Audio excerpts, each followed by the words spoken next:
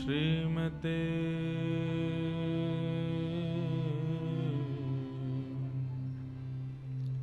रामानुजाय नमः। ध्येयं सदा परिभवग्नमभीष्टदोहम् तीर्थास्पदं शिवविरञ्चनुतं शरणं भृत्यार्थिहं प्रणतपालभवाब्धिपोतं वन्दे महापुरुषते चरणारविन्दम्।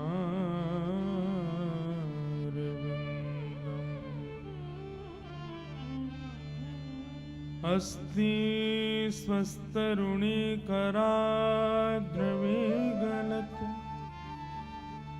कल्पप्रसूनप्लुतम्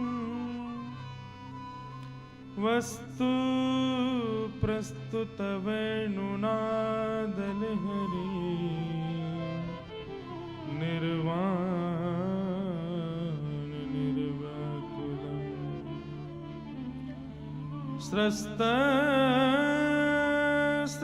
स्रस्तनिबद्धनी विविलसति गोपी सहस्राव्रतम् हस्तन्यस्तनतापवर्गमखिलो दारं किशोराकृति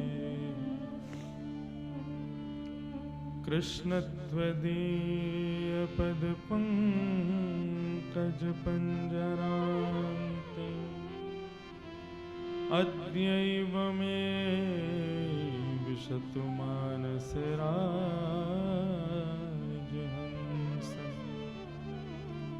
प्राणप्रयाणसमये कफवातपित्तैः कण्ठावरोधनविधौ स्मरणं कुतस्ते लक्ष्मीनाथ समारम्भां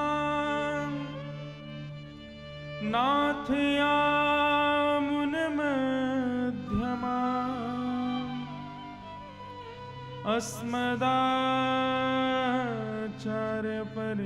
अस्मदाचार्यपर्यन्तां वन्दे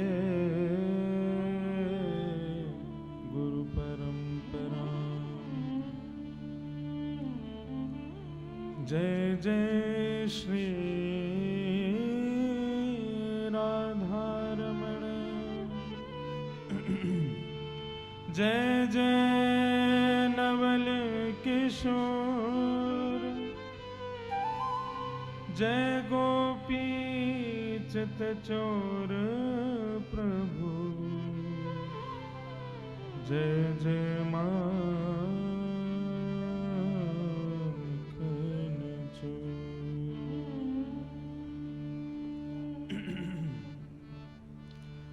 श्री राधे गोपाल भज मन श्री राधे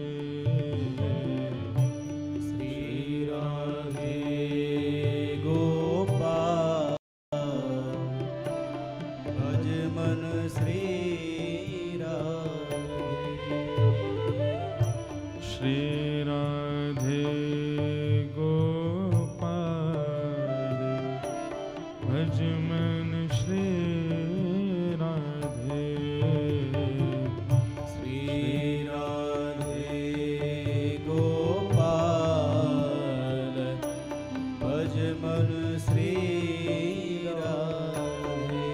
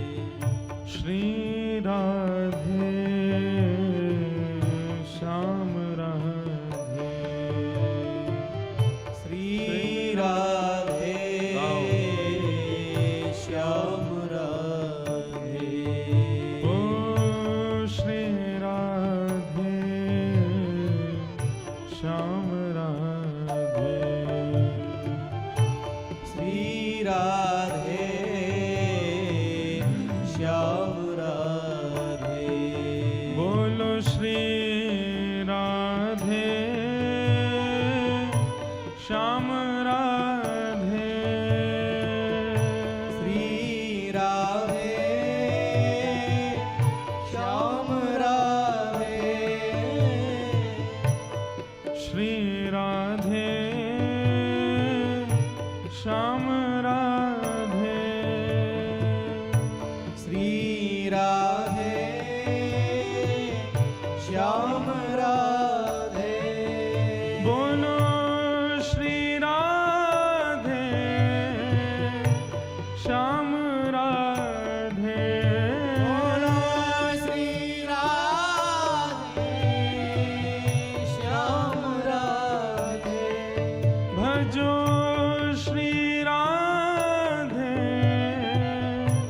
श्याम राधे भजो श्री राधे श्याम राधे गाओ श्री राधे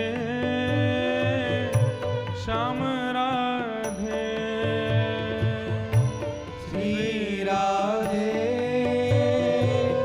श्याम राधे बोलो श्री राधे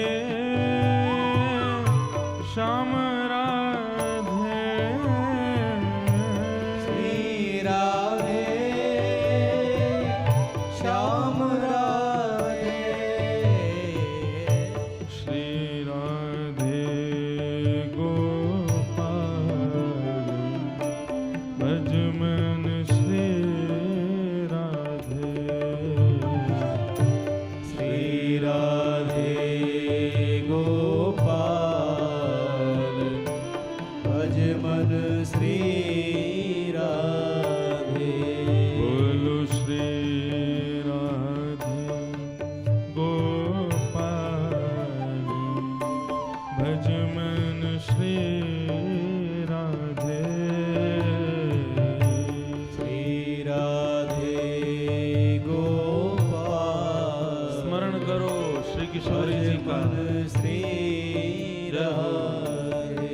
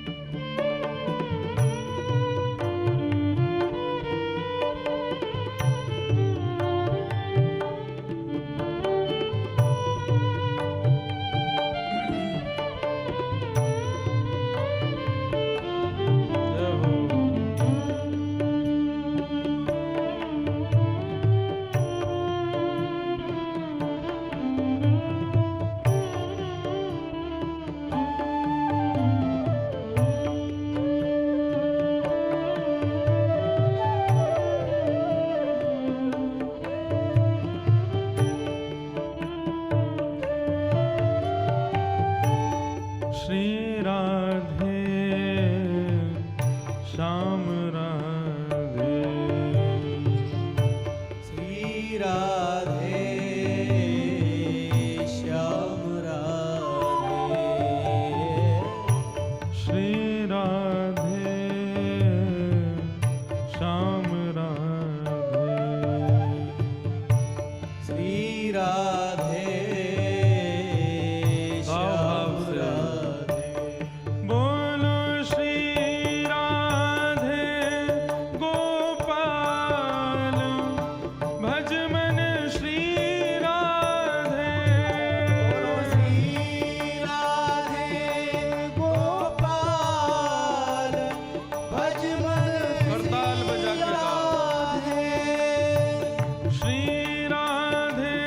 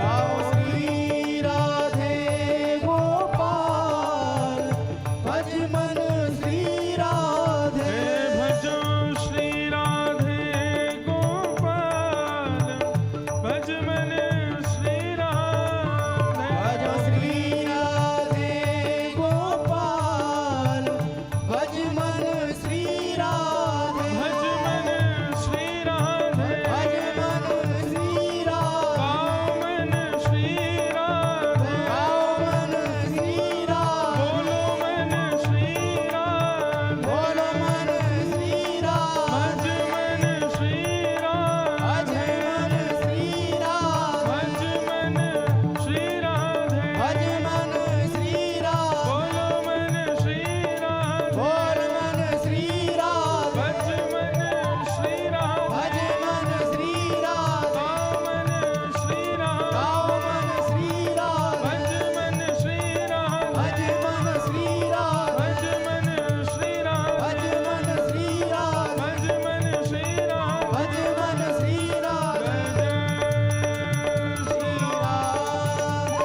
भज मन श्री राधे भज मन श्री राधे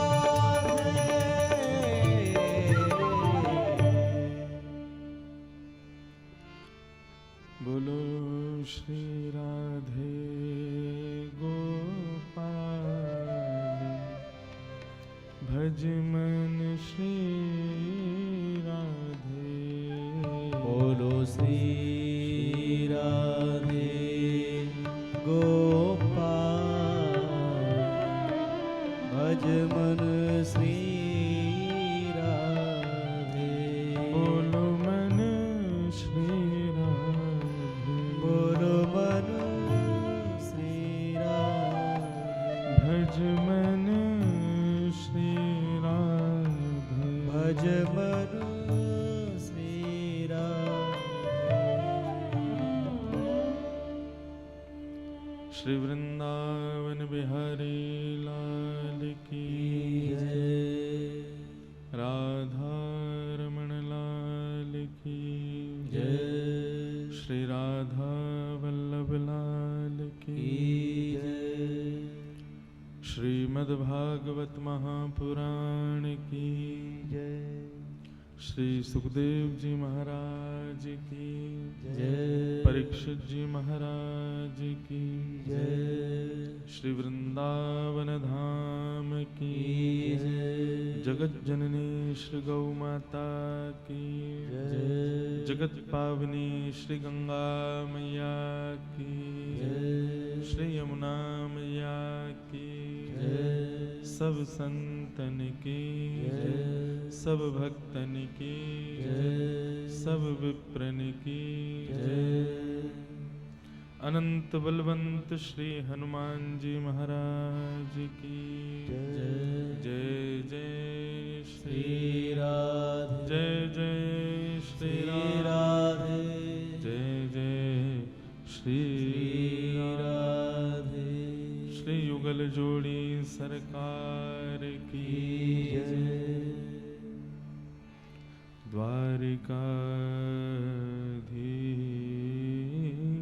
की जय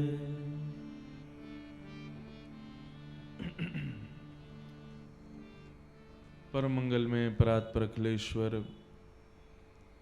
अकारण करुणा वरुणालय भक्तवांछा कल्पतरु तड़िद्वत विनिंदित पीताम्बरधारी श्री बाल कृष्ण लाल की श्री राधा रमण लाल की वांगमयी शब्दमयी वाणीमयी प्रतिमूर्ति हम आप सबके मध्य में विराजमान श्रीमद् भागवत महापुराण को बारंबार प्रणाम। मंच पर विराजमान विद्वद्वरेण्य संत वृंद एवं समस्त विप्रवृंदों को प्रणाम। श्रीमद्भागवत के संगीत सेवा में पधारे समस्त गंधर्वजनों को प्रणाम। मंच पर विराजमान संत स्वरूप श्री युगल जोड़ी महाराज जी को प्रणाम। इस कथा के अध्यक्ष स्वरूप में विराजमान हमारे पूज्य श्री भगवत धाम वाले पूज्य महाराज श्री के श्री चरणों में बारंबार प्रणाम। आप समस्त हापुड़ निवासी एवं पधारे हुए समस्त श्रोता भाई बंधु मातृशक्ति सबको बहुत बहुत जय श्री कृष्ण, जय सिया राम, जय श्रीमन नारायण।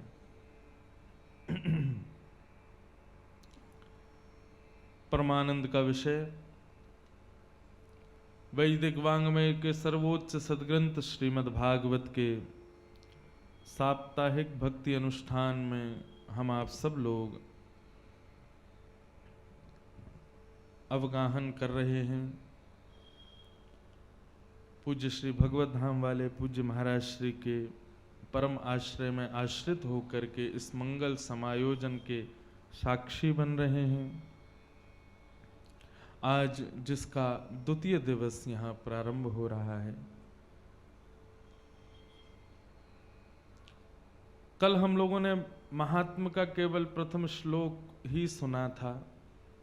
आधा पौना घंटे लगभग कथा का क्रम चला था। आज आगे के प्रसंगों को महात्म के स्पर्श करके हम प्रथम स्कंद में प्रवेश करेंगे। श्रीमद् भागवती कथा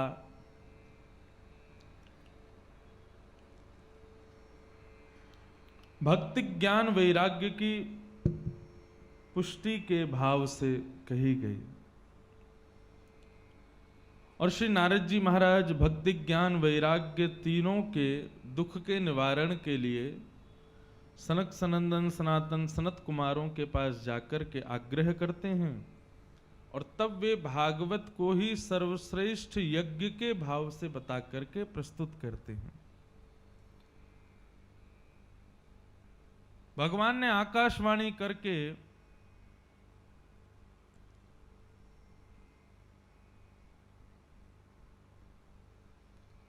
नारद जी महाराज को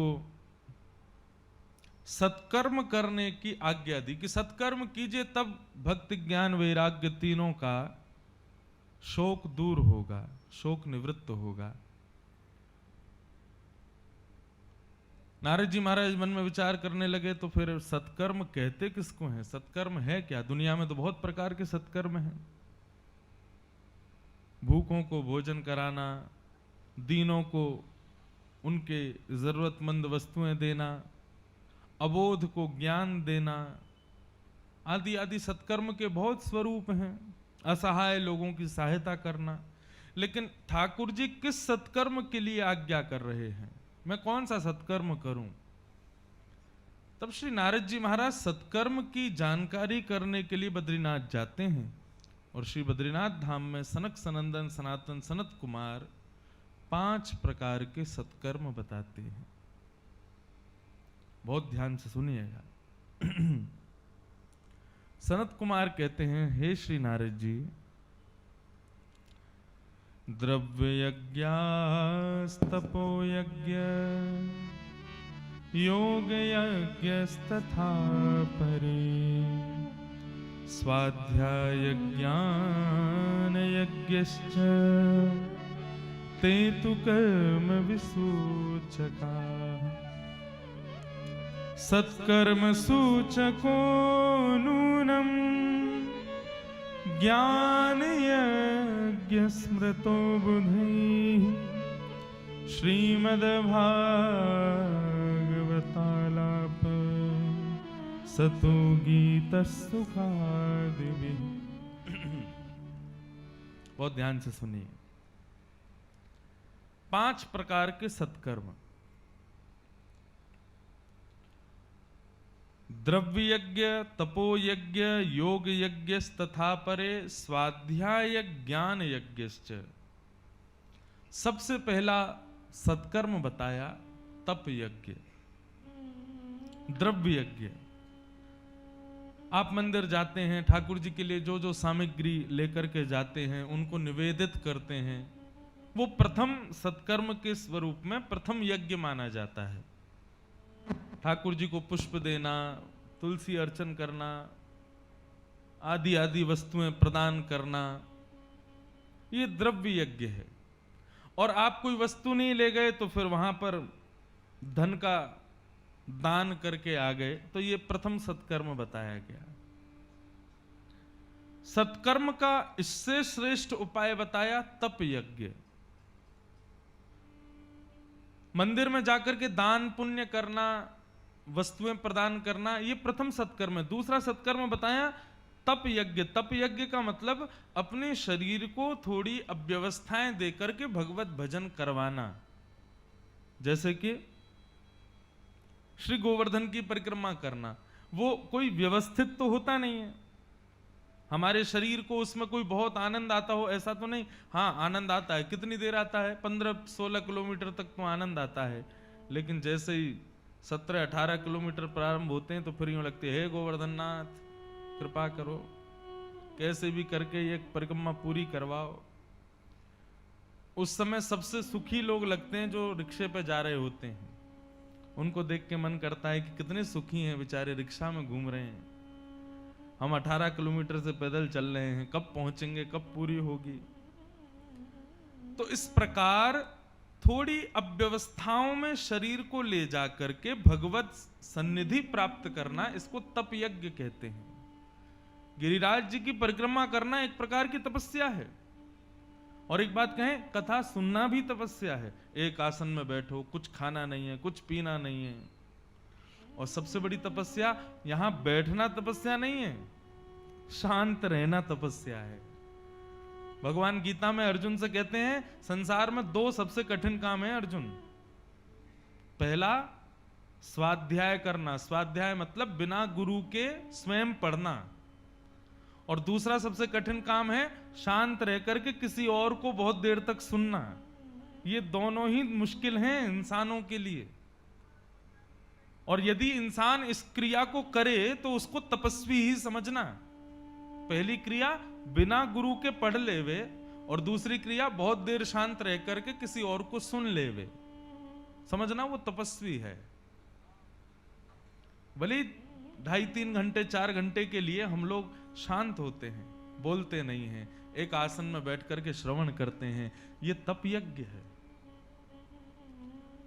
सीधी बात, तपस्या किसे कहते हैं? जहां पर आपके शरीर के कंफर्ट जोन खत्म हो जाते हैं, आप थोड़े डिस्कंफर्ट जोन में जाकर के भगवत स्मरण करते हो, उसी को तपस्या कहते हैं। क्यों हमारे ऋषिजन हिमालय पे ही गए? क्योंकि हिमालय पर शीत हवा है, भोजन को सामग्री नहीं है, रहने के लिए कुटियाएं नहीं हैं, पहनने के लिए वहां वस्त्र नहीं है। ऐसी स्थिति में शरीर को ले जाते हैं, फिर भगवत स्मरण करते हैं, भगवत भजन करते हैं। इसको तप यज्ञ कहते हैं। एक प्रकार से तप यज्ञ करने से हम अपने शरीर के ऊपर सत्कर्म कर रहे हैं, शरीर को बिगड़ने से बचा रहे हैं। हमारे पूज्य पिताजी महाराज के सदगुरुदेव अनंत श्री विभूषित श्री रामानुज प्रपन्नाचार्य गुरुदेव, मतलब मेरे दादा गुरुदेव, उनका अभी वार्षिक उत्सव है 15 से 21 दिसंबर तक। यहां से हम 13 को कथा करके जाएंगे, 15 से 21 तक हम हर साल हम भी कथा कराते हैं। पूज्य श्री मलुक पीठ वाले महाराज जी, पूज्य जगत गुरु श्री राघवाचार्य जी महाराज जी, श्याम सुंदर पारासर जी, रामायण के बहुत अच्छे वक्ता हुए श्री राजेश रामायणी जी, सबकी कथाएं हुई हैं। अयोध्या वाले श्रीधराचार्य जी। इस बार गुरुदेव के उत्सव में अपनी कृपा वृष्टि करने के लिए परम पूजनीय जगत गुरु रामानंदाचार्य श्री रामभद्राचार्य जी महाराज, मुझे कल बताया गया कि उनकी कथा भी यहां हो चुकी है, श्री रामभद्राचार्य जी महाराज। और हम जहां रुके हैं वो वहीं रुके थे, हाँ उसी में रुके। मलुपीठ वाले महाराज जी की भी हुई है। लेकिन एक और चीज सुनने में आई कि बहुत वर्षों बाद कथा हो रही है हापुड़ में। 2 वर्ष तो कोरोना महाराज खा गए थे सब जगह ही लगभग, परंतु हापुड़ की एक बात विशेषता बताएं। यहां पर हमारे श्री जी के अनुयायी भक्त खूब हैं। हमारी श्री किशोरी जी के, हमारे श्री राधा रमन लाल जी के खूब अनन्य सेवी भक्त हैं। यहाँ के प्रशंसा कई वैष्णव भक्त वृंद करते हैं, और कई राधा रमन जी में जाता रहता हूँ, बरसाने भी जाते रहते हैं, तो कोई ना कोई भक्तजन मिलते हैं, प्रणाम करते हैं। मैंने पूछता हूँ कहाँ से आए, तो एक ना एक तो निकलेगा ही हापुड़ का, महाराज जी हापुड़ से आए हैं, बुलंदशहर से आए हैं। हमारे इस कथा के हनुमंत लाल पूज्य श्री रविंद्रानंद जी महाराज, श्री मस्तराम बाबा, वो भी हापुड़ के ही हैं, उनकी भी कृपा। वैसे वास्तविकता तो ये बड़े महाराज जी से तो देखो हम एक बाल भाव से उनको बस प्रणाम मात्र करते हैं, ज्यादा चर्चा तो होती नहीं। इस कथा में मुख्य रूप से आए तो हम हमारे महाराज जी के विशेष निमंत्रण पर, आग्रह पर हैं। उनकी एक बार आज्ञा हुई, कथा कहनी है। मैंने, महाराज जी जहां कराओगे, जैसे कराओगे, जब बुलाओगे तब आएंगे, आप बुलाओ। तो हम चर्चा कर रहे थे तप यज्ञ। तप यज्ञ का मतलब क्या है? अपने शरीर को व्यवस्थाओं से विमुख करके भगवत स्मरण करवाना, यह तप यज्ञ है। पहला सत्कर्म है द्रव्य यज्ञ, दूसरा सत्कर्म है तप यज्ञ, और तीसरा सत्कर्म है योग यज्ञ। योग का तात्पर्य केवल प्राणायाम नहीं होता। योग का अर्थ केवल प्राणायाम नहीं, योग का अर्थ मिलना, सद्ग्रंथानाम संग, सत्पुरुषानाम संग, सज्जनानाम संग, ये सब योग यज्ञ हैं। सद्ग्रंथों से मिलना, सद व्यक्तियों से मिलना, सद्भक्तों से मिलना, सत तीर्थों में जाना, ये सब योग यज्ञ है। श्रीमद् भगवत गीता के प्रत्येक अध्याय का नाम योग है। भक्ति योग, ज्ञान योग, विषाद योग। योग का मतलब क्या है? प्राणायाम नहीं। योग का मतलब अव्यवस्थित वस्तु को व्यवस्थित स्थान पर ले जाकर के उसको सुधारना। भक्ति के मार्ग पर अपने हृदय को सुधारो, भक्ति योग। कर्म को कैसे सुधारो, कर्म योग। योग मतलब मिलना, सुव्यवस्थित मिलन योग। द्रव्य यज्ञ, तप यज्ञ, योग यज्ञ, और चौथा यज्ञ बताया गया स्वाध्याय यज्ञ। स्वयं अध्ययनम इति स्वाध्याय। जहां पर स्वयं अध्ययन करते हैं हम लोग, उसको स्वाध्याय कहते हैं। ये चौथा सत्कर्म बताया। और पांचवा और सर्वश्रेष्ठ सत्कर्म बताया ज्ञान यज्ञ।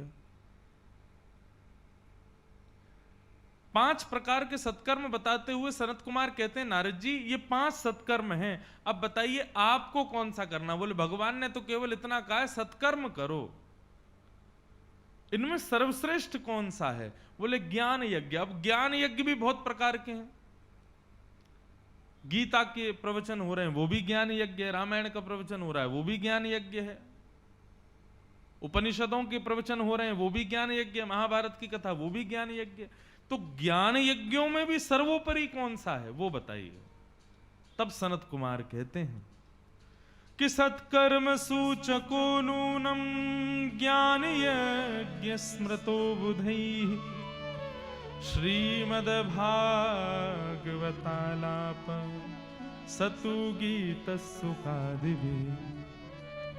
हे नारद जी, ज्ञान यज्ञों में भी सर्वोपरि ज्ञान यज्ञ है जो शुकाचार्य जी ने परीक्षित को कथा सुनाई भागवत की। वो ज्ञान यज्ञ में सबसे श्रेष्ठ ज्ञान यज्ञ। सबसे श्रेष्ठ क्यों है?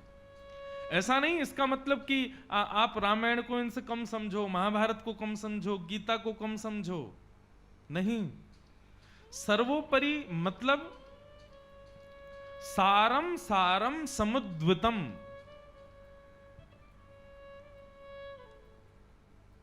मधुनि लिलिल्वुरशेष रसः। वेद स्तुति में वेद कहते हैं कि यदि पूरे विश्व का रस चखना हो, पूरे सारे विश्व की नदियों का रस चखना हो, तो समुद्र की एक बूंद अपने मुख पर रख लो, सारे विश्व की जितनी नदियां हैं उनका तत्व आपको प्राप्त हो जाएगा। क्यों? सारी नदियां मिलती हैं समुद्र में।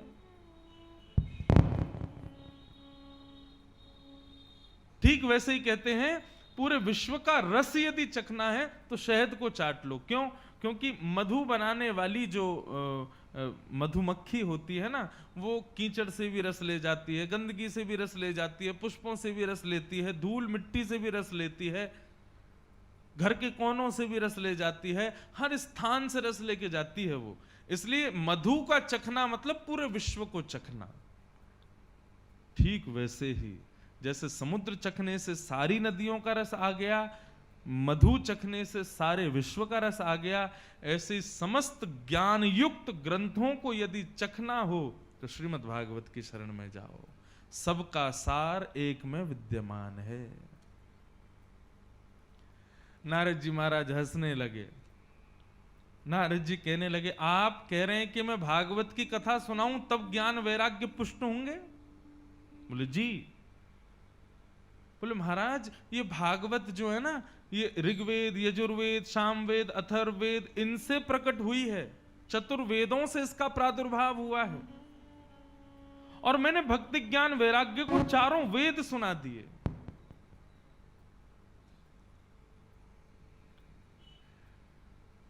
जिन वेदों से कल्याण नहीं हुआ भक्ति ज्ञान वैराग्य का, तो वेदों से उत्पन्न होने वाली भागवत से कैसे कल्याण हो जाएगा?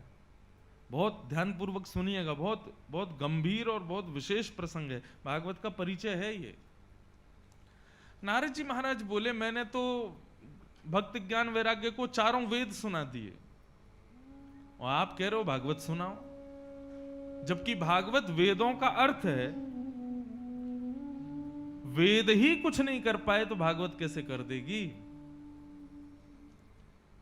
तब सनत कुमार उत्तर देते हुए एक इतना सुंदर उदाहरण देते हैं, गजब का। क्या कहते हैं कि यथा दुग्धे स्थितम सर्पे न स्वादायोपकल्पते पृथक् भूतम तद्गव्यम देवानां रसवर्धनम। नारद जी, आप कह रहे हैं कि जो काम वेद नहीं कर पाए वो भागवत कैसे कर देगी? भागवत तो वेदों से निकला हुआ उनका सार है। हम आपसे केवल इतना पूछना चाहते हैं, बताइए ये क्या है? नारद जी बोले, ये दूध है। बोले अच्छा, एक बात बताइए, दूध में घी होता है कि नहीं होता? बोले हाँ, दूध में घी तो होता है। तो फिर नारद जी एक काम कीजिए, आज दिया में घी की जगह दूध डाल करके दिया जला दो। दिया जलेगा? कभी नहीं जलेगा। क्यों नहीं जलेगा? जलना चाहिए, दूध में तो घी होता है। नारद जी बोले, अरे भैया, दूध में घी होता है लेकिन दूध से दिया नहीं जलेगा, दिया तो घी से ही जलेगा। क्यों नहीं जलेगा दूध से, जबकि दूध में घी तो विद्यमान है? बोले कि बस वो एक रूप है उसका, कि दूध में वो तत्व नहीं है। दूध में घी तो है लेकिन वो तत्व नहीं है जिससे दिया जल सके, जिससे प्रकाश हो सके। तब सनत कुमार कहते हैं, ठीक वैसे ही जैसे दूध में घी है लेकिन फिर भी दूध से प्रकाश नहीं किया जा सकता, दिया नहीं दिया जलाया जा सकता, ठीक वैसे ही वेदों में भागवत विद्यमान है, परंतु वेद से अज्ञान रूपी अंधकार को दूर नहीं किया जा सकता। उसी दूध को जब जमा दोगे दही बन जाएगा, बिलो दोगे मक्खन हो जाएगा, मक्खन को जला दोगे तो वही घी बन जाएगा, दिए में डालोगे दूध, दिया जल जाएगा। ठीक वैसे ही वेदों का सार रूप विद्यमान श्रीमद् भागवत घी के समान है। ज्ञान रूपी प्रकाश करना है तो भगवत सन्निधि, भागवत सन्निधि तो ग्रहण करनी पड़ेगी नारद। और फिर दूसरा उदाहरण दिया, एक उदाहरण तो ये दिया और फिर दूसरा उदाहरण क्या दिया? बोले भूख लगी है, एक काम करो, आम को मत खाओ, आम को जन्म देने वाले वृक्ष के पेड़ की तनी को खा जाओ। नारद जी बोले ये कैसे संभव है? क्यों? तनी ने ही तो उसमें रस डाला है, तनी ने तो आम को रसीला बनाया है, तो फिर उस वृक्ष में रस तो होना चाहिए ना, वृक्ष को खा लो काट करके। नारद जी बोले नहीं नहीं, रस चाहिए, भूख की निवृत्ति चाहिए तो फल ही खाना पड़ेगा, वृक्ष नहीं खा सकते हम। बोले ठीक उसी प्रकार वेद वृक्ष है और उस वेद रूपी वृक्ष का फल श्रीमद् भागवत है। अब बताओ किसके आश्रय में जाना है? नारद जी बोले मैं तो बस समझ नहीं पाया, लेकिन आपने बहुत सुंदर उपकार किया मुझ पर, जो मुझे बताया। और तब नारद जी कहते हैं अब मैं भागवत की कथा कराना चाहता हूं भगवान। भाग्योदयेन बहुजन्म समर्जितेन सत्संगमं च लभते पुरुषो यदा वै अज्ञान हेतु कृत मोह मदांधकार नाशं विधाय तदोदयते विवेक। नारद जी महाराज कहते हैं भगवान ये सत्संग जो है ना, ये भाग्य से मिलता है। कैसे? हमने पूर्व जन्म में कोई सत्कर्म किया होगा, वो सारे सत्कर्म इकट्ठे चले गए होंगे, इकट्ठे होते होते होते होते होते एक साथ उनका पुण्य फल हमको भागवत की कथा प्राप्त होती है। नारद जी कहते हैं आज आप सब लोगों के हापुड़ में कथा हो रही है, आप सब लोग बैठे हो, कथा श्रवण कर रहे हो। आपके लिए सहज है कि आप अपने घर से निकल के आ गए, तुरंत आकर के बैठ गए, कथा सुन रहे हो, लेकिन भागवत के सिद्धांत के अनुसार ये आपके एक नहीं अनेक जन्मों के पुण्यों के फल के रूप में कथा मिल रही है।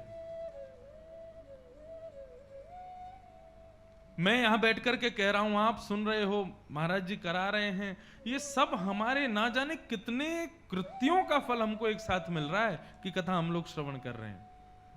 वो बात अलग है, हमको पता नहीं चलता है।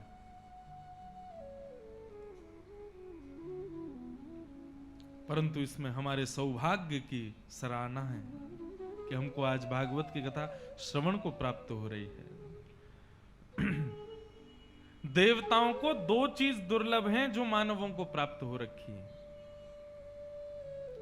पहली वस्तु श्रीमद् भागवत की कथा देवताओं को दुर्लभ है। भागवत की कथा देवता नहीं सुन पाते, उनके लिए अलाउ नहीं है यहां आना। क्यों? क्योंकि वो व्यस्त हैं अपने कार्यक्रमों में, बस मानव सुन सकते हैं भागवत की कथा। और दूसरी चीज जो देवताओं को दुर्लभ है वो है तक्रम सकृश्च दुर्लभ, यानी कि छाछ। ये दूध की जो छाछ हम लोग पीते हैं दही बिलो करके, ये भी देवताओं को दुर्लभ है। क्यों दुर्लभ है? क्योंकि स्वर्ग में कभी भी कोई वस्तु बासी नहीं होती, और जब तक दूध को जमाओगे नहीं, दही बनाओगे नहीं, थोड़ा बासा होगा नहीं दूध, तब तक छाछ बनेगी नहीं। इसलिए देवताओं को स्वर्ग में अमृत पीने को मिल जाता है, लेकिन छाछ पीने को नहीं मिलती है। इसलिए हमारे ग्रामीण क्षेत्र के लोग और हमारे वृंदावन मथुरा के लोग लस्सी, दूध, दही, छाछ के बड़े प्रेमी होते हैं। अभी तो छाछ का मौसम नहीं है, अभी तो मत पियो छाछ, अभी तो दूध और चाय का ही मौसम है, और दूध का ही मौसम है, बढ़िया गरम गरम दूध पियो। छाछ तो गर्मियों में पीनी चाहिए, परंतु छाछ अमृत से भी श्रेष्ठ है। ऐसे ही भागवत की कथा भी सुराणाम भी दुर्लभा, देवताओं को दुर्लभ है भागवत की कथा जो हमें प्राप्त है। तो इस प्रकार नारद जी महाराज को भागवत कथा कराने की प्रेरणा दी श्री सनत कुमारों ने, और नारद जी महाराज ने हरिद्वार के समीप आनंद वन में आकर के भागवत की कथा करवाई। सनत कुमारों ने प्रथम कथा वह सुनाई, और उस कथा को श्रवण करके भक्ति सुतौ तौ तरणौ गृहीत्वा प्रेमैक रूपा सहसा विनासी श्री कृष्ण गोविंद हरे मुरारे नाथेति नामानि मुहुर्वदन्ति। इस भागवत की कथा को सुनकर के भक्ति ज्ञान वैराग्य तीनों पुष्ट हो गए।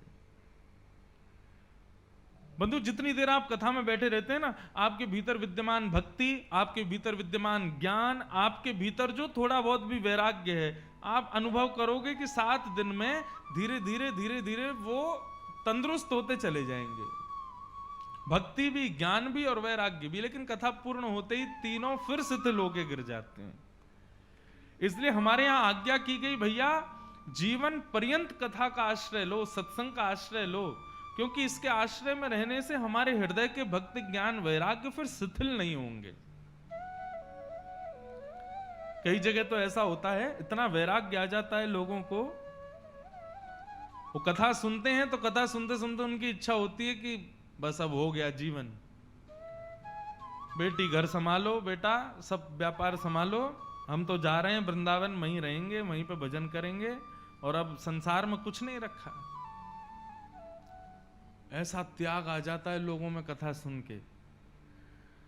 लेकिन जैसी कथा विराम होती है ना, 7वें दिन विराम होने के बाद धीरे धीरे धीरे धीरे वो त्याग अपने आप रुग्ण हो जाता है, अपने आप शांत हो जाता है, वो वैराग्य कहीं चला जाता है।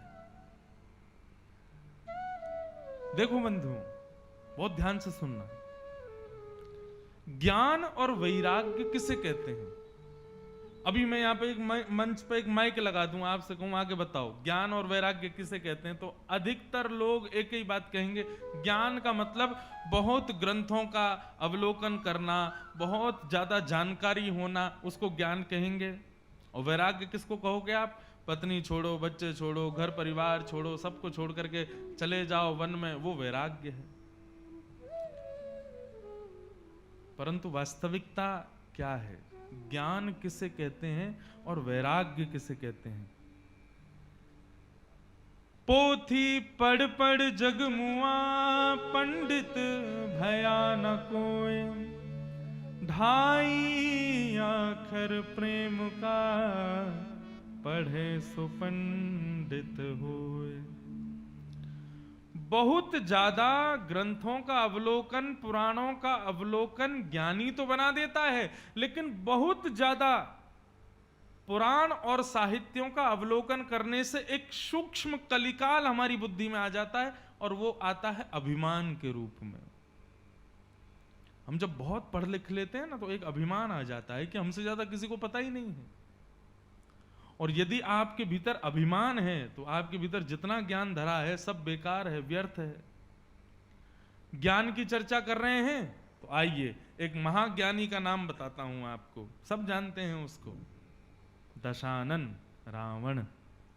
बहुत ज्ञानी था। उसके 10 मुख हम लोग लीलाओं में देखते हैं, लेकिन वास्तव में दशानन का मतलब क्या है?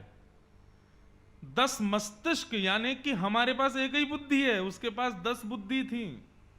हमको बनाने वाले ब्रह्मा की भी 4 बुद्धि हैं, इसलिए वो चतुरानन है।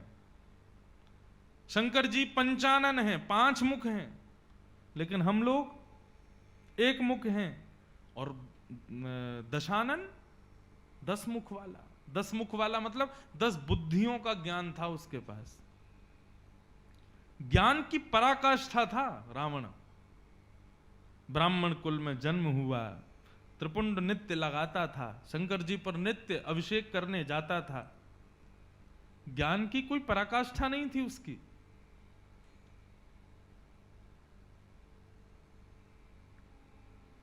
रावण के विषय में बताते हैं कि जब रावण शंकर जी का दर्शन करने कैलाश पर्वत पर जाता था, तो कैलाश पर्वत पर बहुत लोगों की संख्या देख करके रावण को बड़ा गुस्सा आता था। बोले कि मैं जब गुरु जी के दर्शन करने आऊं तो अकेला रहूं, कोई और नहीं होना चाहिए। और वहां तो देखो सब जल चढ़ा रहे हैं, कोई बिल्वपत्र चरणों में अर्पित कर रहा है, शंकर जी साक्षात विराजमान है, लंबी कतार में 33 कोटि देवता खड़े हैं, और सबसे पीछे रावण खड़ा है। रावण बोलता मुझ पे 1000 काम है, मुझे वापस लौट करके लंका जाना है, और गुरुजी के दर्शन किए बिना मैं जाऊंगा नहीं। इतनी लंबी लाइन लगी है, कैसे करूं दर्शन? इतने में ही रावण बैठ करके वहीं स्तुति बनाता था शंकर जी की, और उन स्तुतियों का गान ऐसे नहीं करता था कि शंकर जी रीझ जाएं। स्तुति हम लोग क्यों गाते हैं? ठाकुर जी रीझ जाएं। लेकिन रावण स्तुति इसलिए नहीं गाता था कि शंकर जी रीझ जाएं, वो स्तुति ऐसे गाता था, ऐसे ऐसे शब्दों का चयन करके स्तुति बनाता था कि मानो जैसे डमरू बज रहा हो। रावण की कोई भी स्तुति उठा के देख लेना, उसमें शब्दों का चयन ऐसा है मानो जैसे कोई वास्तव में तांडव ही कर रहा हो। वो इसलिए ऐसी स्तुतियां गाता था कि उसके मुख से निकलने वाले शब्दों से हिमालय पर्वत की चोटियां हिलने लग जाती थी, उन पर जमी हुई बर्फ गोले बनकर के पृथ्वी पर गिरने लगते थे, हाहाकार मच जाता था पूरे हिमालय पर, और त्राहिमाम त्राहिमाम करके 33 कोटि देवता स्वर्ग को भाग जाते थे। जब सब भाग जाते थे तब रावण कहता, नाउ आई एम फ्री, आओ गुरुजी मेरे सामने बैठ जाओ, अब मैं आपको प्रणाम कर लूं, दंडवत करके चला जाता हूं। शंकर जी ने कैसी सृष्टि की, एक बार उसके ऊपर इतना भयंकर श्लोक लिखा रावण ने, यस्यास्ते ड्राट ड्राट ड्रुट ड्रुट मम लम टम टटम टम टटम टम डम शम डुडम शम डुहि डुहि चकितम भूपके भूपनालम तैलम तैलम तु तैलम Kuku Kuku Kuku Quang कुक्वांग Quang कुक्वांग Quang गायन्ते यस्य धान्ते वसति च सकलम पातुनो चंद्रचूड़। अब सोचो, साधारण एक छोटा बालक गा रहा है तो भी कितना भयंकर लग रहा है। रावण अपने 10 मुख से गाता था,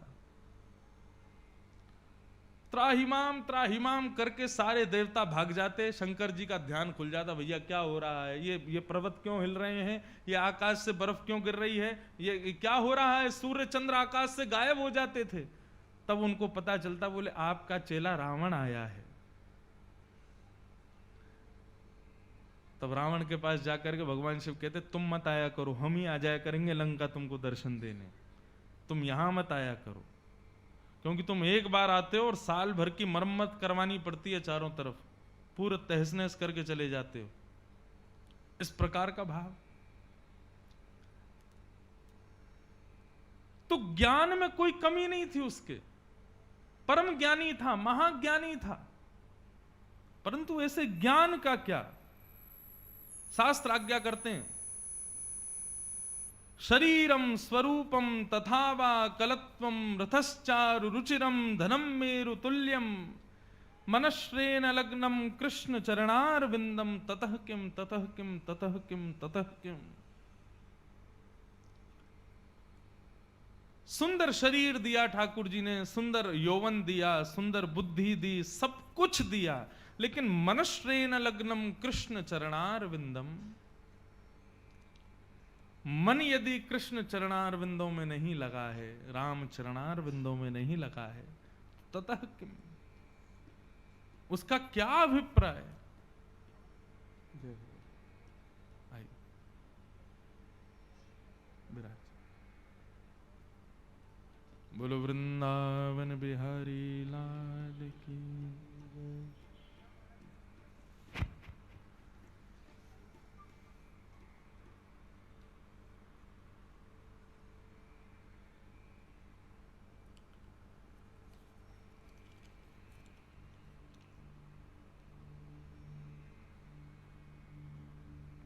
हमारे मध्य में आज सरस कथा व्यास श्री शशांक भारद्वाज जी रामनगर नैनीताल से पधारे हैं। व्यासपीठ की ओर से, भागवत जी की ओर से आपको बारंबार प्रणाम, अति स्वागत। तो निवेदन क्या कर रहे थे हम, मनश्रेण लग्नम कृष्ण चरणारविंदम ततः किम ततः किम ततः किम ततः किम। अब आप इसको ज्ञान कहेंगे। रावण के पास में बुद्धि तो बहुत थी, ज्ञान तो बहुत था, लेकिन फिर भी रावण ज्ञानी नहीं माना गया। आज तक दशहरा मैदान में उसका पुतला जलाया जाता है, आज तक उसको हम लोग जलाते हैं। कोई व्यक्ति अपने बालक का नाम रावण नहीं रखता है। क्यों? इतना परम ज्ञानी, इतना वैदिश्य पुलस्त्य ऋषि के खानदान में उसका जन्म हुआ, सब कुछ तो अच्छा था, फिर क्यों नहीं? ज्ञानी तो था, लेकिन वो ज्ञान राम आश्रित नहीं था, कृष्ण आश्रित नहीं था।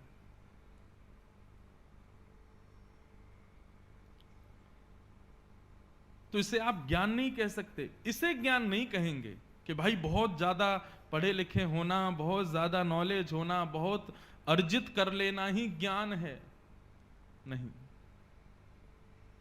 और वहीं जाइए आप श्री रैदास जी के पास, वहीं जाइए श्री कबीरदास के पास, वहीं जाइए श्री मीराबाई के पास, जो कभी स्कूल भी नहीं गई, कभी कॉलेज भी नहीं गई, लेकिन उनके प्रसंग जब हम देखते हैं, उनके भाव जब हम देखते हैं, आज बड़ी बड़ी यूनिवर्सिटी में बच्चे मीराबाई के प्रसंग के ऊपर पीएचडी करते हैं।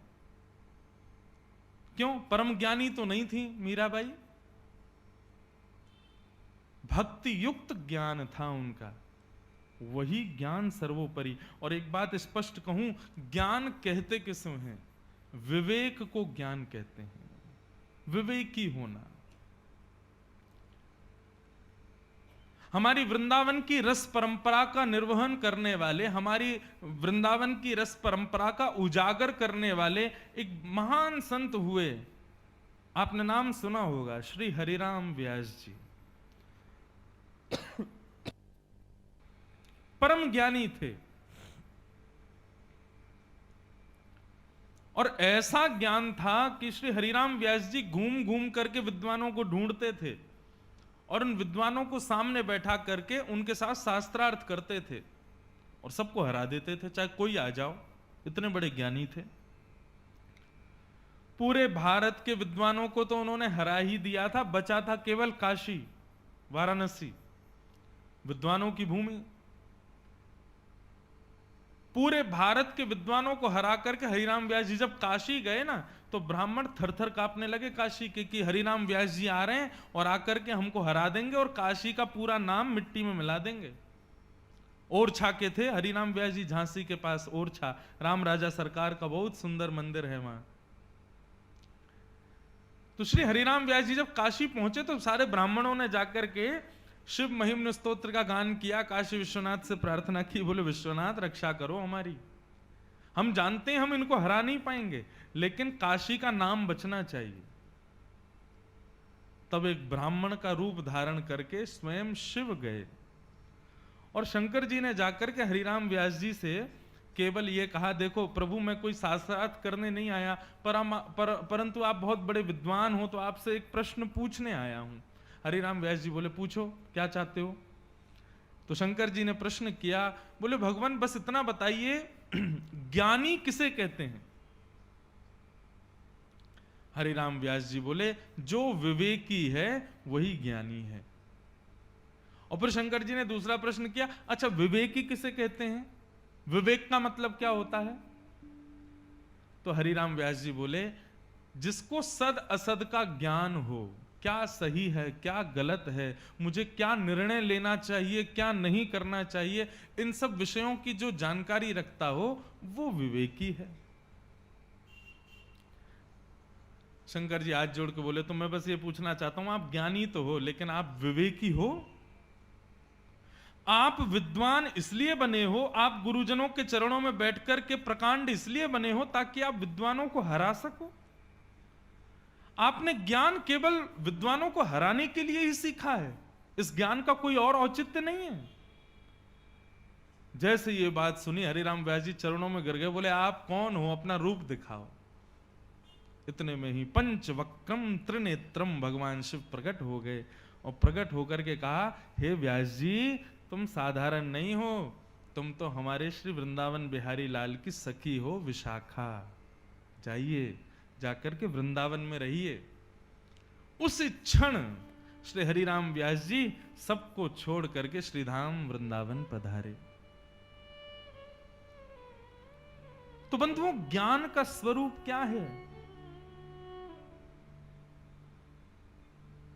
हरि शरणम हरि शरणम हरि शरणम हरि शरणम हरि शरणं हरि शरणं हरि शरणं हरि शरणं हरि शरणम हरि शरणम हरि शरणम हरि शरणम हरि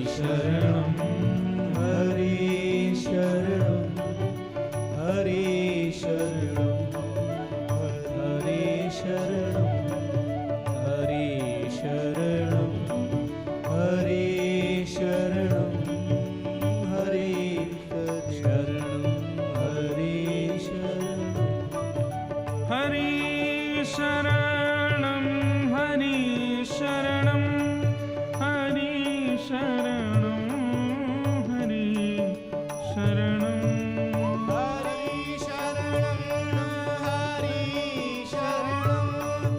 हरि शरणं हरि शरणं हरि शरणं हरि शरणं हरि शरणं हरि शरणं हरि शरणं हरि शरणं हरि शरणं हरि शरणं ओ हरि शरणं हरि शरणं हरि शरणं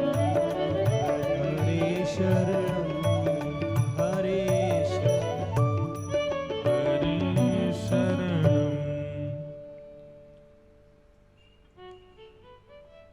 तो हम सबके मध्य में आज पूज्य महाराज जी का आगमन हुआ। समस्त श्रोताओं के ओर से व्यासपीठ से पूज्य महाराज जी को बारंबार प्रणाम वंदन। तो श्री हरिराम व्यास जी को शंकर जी जाकर के कहते हैं, भाई तुम ज्ञानी केवल इसलिए हो ताकि विद्वानों को हरा सको। ज्ञान का मुख्य औचित्य क्या है? अपने ज्ञान को प्रदर्शित करना, मैं इतना ज्ञानी हूं ये बात बताना नहीं। ज्ञान का मतलब है अपने ज्ञान के भाव से कृष्ण रस में और तल्लीन होना, श्री ठाकुर जी के भाव को और गहराई से समझना, और जो नहीं जानते हैं उनको अपने ज्ञान के प्रभाव से समझाना, ये ज्ञान उचित है। जो जानकार नहीं है उनके सामने बैठ करके उनको हराना, ये ज्ञान इसलिए थोड़ी है तुम्हारे पास। उसी समय श्री हरिराम व्यास जी अपनी सारी पोथियों को, जितने उनके पास में ग्रंथ थे, सबको गंगा जी में विराजमान कर दिया और प्रणाम करके सीधे वृंदावन आ गए। और वृंदावन आकर के श्री हरिराम व्यास जी गाते हैं, चरणन की रज पाऊं किशोरी तेरे, चरणन की रज पाऊं, चरणन की रज पाऊं किशोरी तेरे, चरणन की रज पाऊं। एक तो वो श्लोक है, यस्यास्ते ड्राट ड्राट डुट डुट ममलम टम टम टम टम टम डम शम डुडम शम डुही डुही चकितम, वो ज्ञान का प्रतीक है। और एक ये भाव है, ये विवेक का प्रतीक है। वास्तव में भक्ति का पुत्र जो ज्ञान है ना, वो यहां विद्यमान है, वहां विद्यमान नहीं है। वही हरिराम व्यास जी जो पूरे भारतवर्ष के विद्वानों को हराते घूम रहे हैं, वो वृंदावन में आकर के कह रहे हैं, वृंदावन के रूख हमारे मात पिता गुरु बंधु।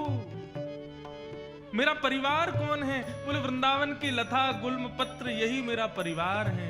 नित्य उन्हीं को ही अपने गाल से लगाते हैं, कहीं कदम्ब का वृक्ष देखते हैं उस पर जाके आलिंगन करते हैं।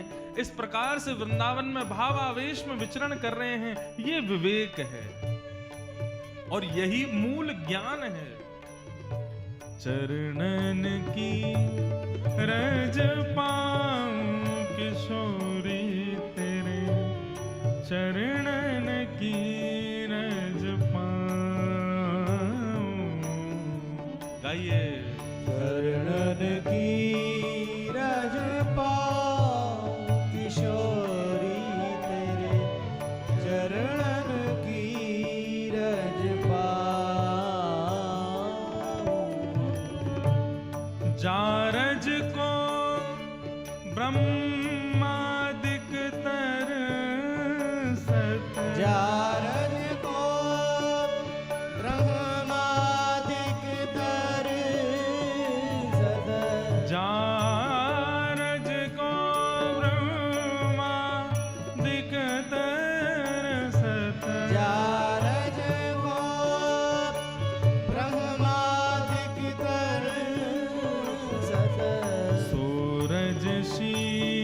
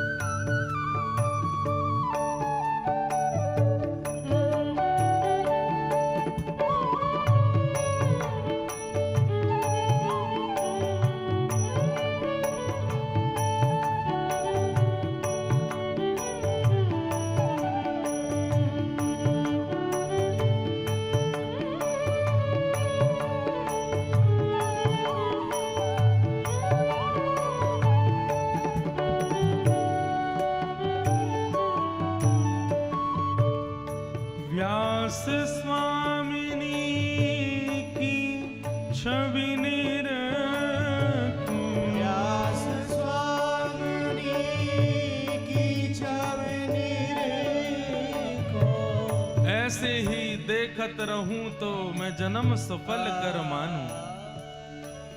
श्री हरिराम व्यास जी कहते हैं, स्वामिनी जी की छवि निरखता रहूं, श्यामा श्याम के रूप का चिंतन करते करते और उन्हीं के रूप का गुणगान करूं, बस यही अब मेरे जीवन का सार है।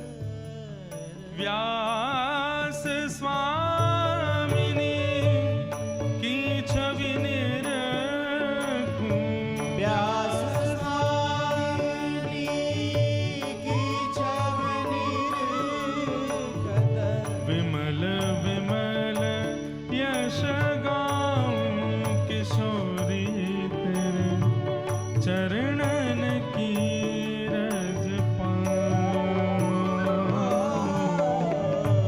चरणन की रज पाऊं, किशोरी तेरे चरणन की रज पाऊं, चरणन की रज पाऊं, चरणन की रज पाऊं, चरणन की रज पाऊं।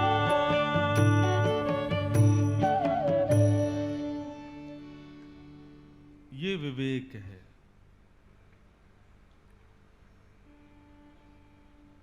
अधिकतम ज्ञान होना वह ज्ञानी का लक्षण नहीं है, पर ज्ञान होते हुए भी कृष्णाश्रित होकर के उस ज्ञान को विवेकी बनाना, यह ज्ञान उचित है। ज्ञानी तो गोस्वामी तुलसीदास जी भी हैं, ज्ञानी वाल्मीकि जी भी हैं, परंतु राम आश्रित ज्ञानी हैं, इसलिए उनका ज्ञान आज तक पूज रहा है। और रावण के ज्ञान को कोई जानना भी नहीं चाहता कि वो ज्ञानी कैसा था। तो भक्ति का जो पुत्र ज्ञान है ना, वो विवेक है वास्तव में। सद असद का ज्ञान होना, यही ज्ञान उचित ज्ञान है।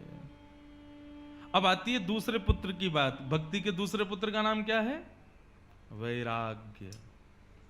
और वैराग्य नाम सुनते ही हमारे मन में क्या बात आती है?